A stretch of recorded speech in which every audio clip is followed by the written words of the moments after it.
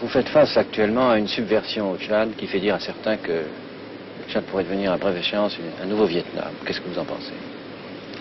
Nouveau Vietnam, non. Le Tchad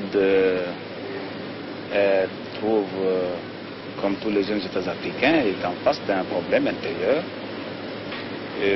J'entends, n'est-ce pas, des bandes organisées qui arrivent, malheureusement, nous le regrettons et nous le reconnaissons, à freiner notre volonté de développement économique et social.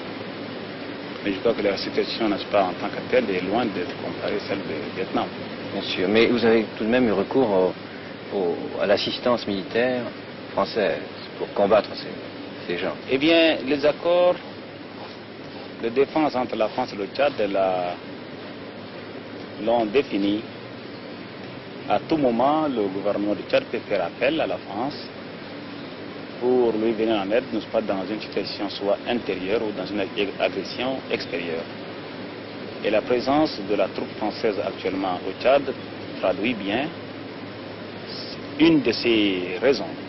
Dans un discours récemment, vous avez fait ce qu'on peut appeler une autocritique. Vous avez notamment admis que des erreurs avaient été commises par votre gouvernement. Quelles sont ces erreurs? Des erreurs, il faut les reconnaître, des erreurs, n'est-ce pas, des premiers jours de notre indépendance. Et les éléments appelés à relever, n'est-ce pas, les administrateurs français n'étaient pas suffisamment préparés, n'est-ce pas, à ce genre de choses.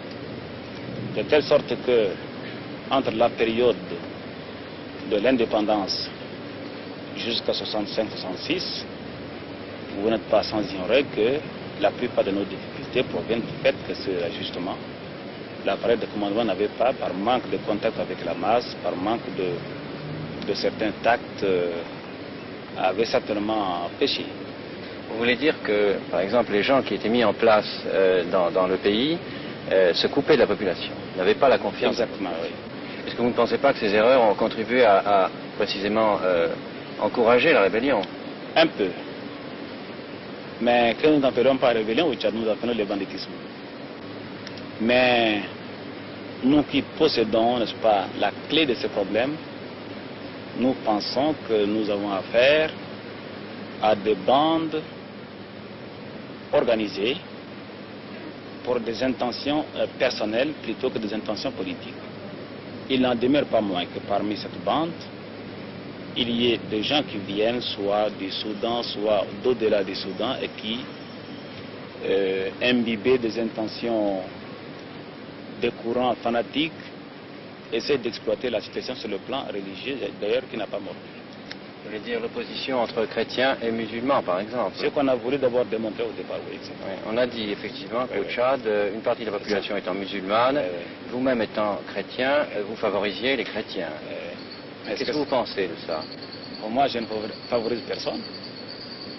Je favorise les Tchadiens dans la mesure de mes possibilités.